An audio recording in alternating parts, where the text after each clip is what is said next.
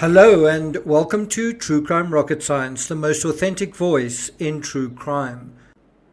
In the true crime sense, I'm not sure I've ever felt more in a kind of twilight zone unreality than following ALEC Baldwin's journey of late.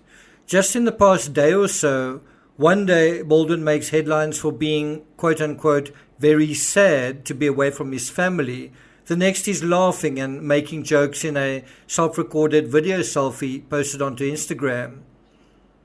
It shouldn't be lost on us that pretty much all the news coverage on Baldwin is from the tabloids. He's a celebrity, so it's not that surprising. If he sneezes, it's news. And each of these stories separately didn't necessarily ping my radar, but put together and placed in context to the Helena Hutchins tragedy, one can't help but wonder about the science of the man. Psychologically speaking, who is this guy? What's going on? Before we get to that, if you haven't subscribed to the channel, please do. Like, share, leave a comment, and let's get started. So what happens when you Google the words ALEC Baldwin psychology? Well, when I do, one of the top search results is a story from Psychology Today, dated 10 years ago. It's ironic because it takes us through Baldwin boarding a plane, I think it was American Airlines, was it December 2011, but towards the end of 2011, and then behaving, well, a little strangely in public.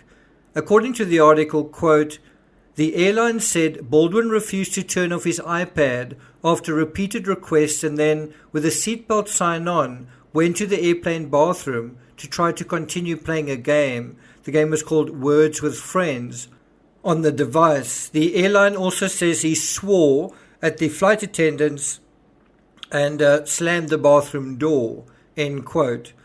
Now, this is a true crime channel, and so we don't want to get caught up in the gossipy, soapy, sensational elements of these stories. What we want to do is look at this as part of Baldwin's established backstory, his verifiable, part of his identity, who he was, what he's done, and then ask how, if at all, these incidents link up in any way with the Rust incident. Do they? So let me ask you a question. Baldwin is flying in an aircraft, just as we all have, and he's accompanied by the crew of that aircraft, as well as other passengers. So in other words, it's not just him on the aircraft. And we've all experienced that. We've been a passenger amongst other passengers. We've been a passenger with a crew tending to us and addressing us. On aircraft, there are safety protocols and procedures we're all aware of. Fasten your seatbelt, turn your device off during takeoff and landing. And then, for whatever reason, Baldwin doesn't do this on this particular occasion. To be clear, he violated the airline safety protocol, not just through his actions, but also through shouting at the flight attendants, according to the story, which is making the whole situation a lot more fraught and intense and stressful and, let's face it, unsafe for everyone. Obviously, this may have been a once-off, a bad day for Baldwin. As such, we may say one shouldn't draw inferences in terms of the Rust incident because it's completely different. But it so happens that Baldwin has just now, in the past few days, settled a lawsuit over parking, where he was caught on camera doing whatever he was doing. In that case, he pled guilty to second-degree harassment. One might say, okay, that was another random incident. There's nothing more to it than that. But obviously, as these random incidents continue, it becomes more difficult to say they're incidental or accidental or random and not part of a pattern, just as during the Rust incident that the accidental discharges weren't ultimately a string of random accidents. And a string of random accidents isn't random, it's a pattern. And so, once again, the question, was Elena's death accidental? Going back to that 2011 article from Psychology Today, quote, when playing a game is more important than following FAA rules, And more important than not swearing at underpaid flight attendants, a good deal of self-centered thinking is clearly involved. It's the classic thought of a narcissist. The rules do not apply to me. End quote. Now, I must say, just in my own mind, thinking about Baldwin playing this game and flouting the rules did make me wonder about the plinking thing, because that's also kind of playing a game with guns on the Rust set. Did that really happen? Is that something that had safety issues related to it? Now, when you're a multimillionaire celebrity with millions of followers on Instagram, literally, not just saying millions of followers, but literally millions of followers, it probably feels like you're walking on a cloud and have a permanent halo spinning around your temples. But I do think if one imposes celebrity on any human being, even on you or me, the result has to be increasingly self-centered thinking, increasingly self-absorbed behavior, because everything and everyone becomes about you, isn't it? Isn't that the case? And in the mythology of Hollywood, it may seem that the law of film, that's L-O-R-E, is that the rules don't apply to me. And doesn't that translate to reality? And what I mean by that is, through all these movies that these actors make, they find that there's a fiction in all of the films where something happens, but you miraculously recover from it, right? In the Marvel Cinematic Universe, there's currently a lot of pressure to resurrect Robert Downey Jr.'s popular character, Tony Stark, back from the dead. In film and in TV, people can come back from the dead. They can shoot each other with impunity and still live happily ever after, or at least on their own terms. But in reality, not so much. And while I'm generally allergic to talking about narcissism in the true crime context, and the reason for that is we're living in narcissistic times. Social media makes narcissists of us all, right? But I think one has to make exceptions when it comes to celebrities and sports stars. Then having a conversation about narcissism, I think, is appropriate. According to Psychology Today, that same 2011 article referring to Baldwin's behavior on a plane 10 years ago, quote, she writes, "Is this necessarily narcissistic?" And she says, "I do research the trait, so could be accused of seeing nails everywhere because I have a hammer." But she says, "But here the answer is pretty clear. Yes." End quote. And so the question is, she's saying, is this necessarily narcissistic, referring to this incident on the plane? And she's saying, it's pretty clear. It is. So what's interesting is the writer of this article uses Baldwin's backstory prior to 10 years ago, prior to, I think, 2011, to make the case that his previous history provides some clues to psychology. And then she goes to 2007, quote, "In 2007, Baldwin was caught on tape calling his then 11-year-old daughter a thoughtless little pig. Sure, everybody loses it occasionally with their kids, but his language in the rest of the message was even more telling, especially this line. He apparently said, 'You have insulted me for the last time.' It sounds like a line from a Hollywood shoot-'em-up movie, not like a conversation between a father and a daughter." And that's the end of the quoted section from this article. The writer then goes on to contend that this behavior sounds to her exactly like a narcissist. She writes, quote, "Research studies find that narcissists react to insults and sometimes only perceived slights with anger and aggression. If you insult them, you will pay. How dare anyone treat them as anything less than the royalty they are?" End quote. We can only wonder how Baldwin genuinely reacted to the acrimony on Rust. He had a mutiny on his hands, a small cabal of camera crew that weren't happy and they were standing up for themselves. Did Baldwin feel aggravated by that? Did Baldwin feel impinged or frustrated by this? Did it feel basically like an insult? Because bear in mind, they were standing up against a production which Baldwin was really the figurehead. It was a movie written by him, starring him, right?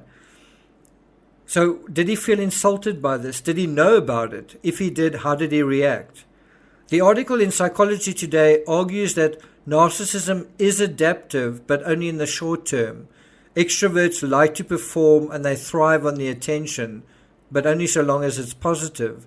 The trouble is they're a lot less good at dealing with negative attention because they deal with it. They deal with negative attention a lot less than most of us. The positive attention they get is on a scale hitherto unknown, perhaps to most of us. What does it actually feel like having millions of fans and movies that are watched around the world, making one known to the mainstream masses? What does that feel like? And so that positive attention probably gets you dealing with a lot of attention, but in a good way. So when someone takes your parking space, it just doesn't make sense. If everybody loves you, if you're getting all of this positive feedback, and then something like that happens, it just doesn't make any sense. Don't you know who I am? The article concludes presciently and portentously, quote, the benefits and negatives are intertwined because the narcissist who seems so confident in the short term will show his true colors eventually. At that point, all you can do is get out of the way as fast as possible, end quote. One wonders whether we've reached that point with ALEC Baldwin of true colors being shown. What do you think happened in the aftermath to Baldwin's airline incident? Well, he was contacted by Zynga, the game manufacturer, for a celebrity endorsement. It didn't happen immediately. In fact, I think Baldwin became a Zynga ambassador just 2 years prior to the Rush shooting. But how might a celebrity learn from a mistake like that? He does something questionable on the airline and then he's rewarded by a celebrity endorsement worth who knows how much for that, let's call it, misbehavior. And so to take that question at face value, what does a celebrity learn from their mistakes if they're sort of rewarded for, let's say, bad publicity / good publicity? Isn't it that there are no mistakes, just different levels of publicity, which irresistibly means it simply enhances the knowability of the celebrity? So different levels of publicity mean different levels of celebrity, and the worst thing for a celebrity is just not being spoken about.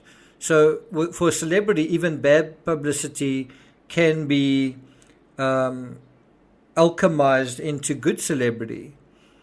In other words, nothing is real besides how one is perceived, how one's image is managed, and perception can always be managed, right? According to the article, quote, in other words, act like a complete jerk and ruin the day of some airline employees and you're rewarded with a lucrative advertising contract, end quote. Do you think those words can be applied to the present? Act a certain way, ruin the day of some production crew, and you're rewarded with a gig at the Boulder International Film Festival. Because of your sudden renown, you are offered now a new movie role in a new movie. And apparently ALEC Baldwin has gone to the UK to, I'm not sure, but it's got something to do with a movie called, I think, 97 Hours, which is about a hijacked aircraft that is going to run out of fuel. So one could definitely speculate, did the notoriety, the attention ALEC Baldwin got on this lead to a film offer elsewhere? We also know that he's been invited to lend his voice to X or Y true crime podcast. If there is a downside to all this upside, I wonder whether it's not this.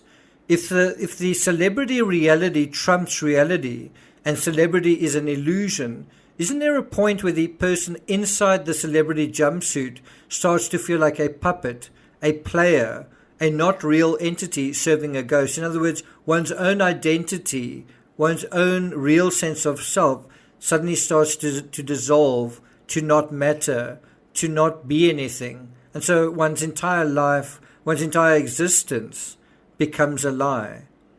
Does the celebrity mask start to call the shots eventually? Not the person putting up the mask, not the actor, not the person behind the role. What happens when the real person behind the mask dissolves ceases to exist, and all there is left is the mask? Is there a sense of slavishly providing fictions to an addicted audience, to all these fans that you have, while the real you is steadily extinguished, lost, forgotten? The real you that is actually also the flawed human being. And isn't Elena herself, the person behind the lens, a literal translation to the perceiver of reality, the capture of cinema, becoming a casualty of this, all of this narcissism and reality and economics of truth? We can do away with the camera crew, and then even without the cinematographer, we can still have a movie. We can have a movie about the movie that wasn't made. Where we are now, we can make movies instantly in our own heads, post it to social media. And if there are enough people out there suffering from a kind of group amnesia of reality or amnesia of the soul, that can still reward the celebrity with more celebrity, kind of like an advertising contract. That Psychology Today article concludes with the following, quote, "Narcissism marches on when instead we should be stopping it in its tracks," end quote. Will narcissism in this case be stopped in its tracks, or will it be allowed to march on? So I'm not going to take it further than that. Those interested and that have been following, and the members of the Van Gogh series that I do every Wednesday, members only, will be pleased to hear I'll be doing a special episode on the portrait of Dr. Gachet, explaining kind of in detail why one of those depictions, why one of those, the two versions, is very likely fake. So look out for that. And then don't forget, there will be episode 3 in the series this Wednesday, hopefully at the usual time, which is about 4 or 5 p.m. Eastern Standard Time. If you're not a member, look in the description to join, and you can then participate in a discussion. Because the group is relatively small, the chances are your comments, your questions will not only be heard, but also be addressed and answered. Thank you for listening, and I'll see you guys next time.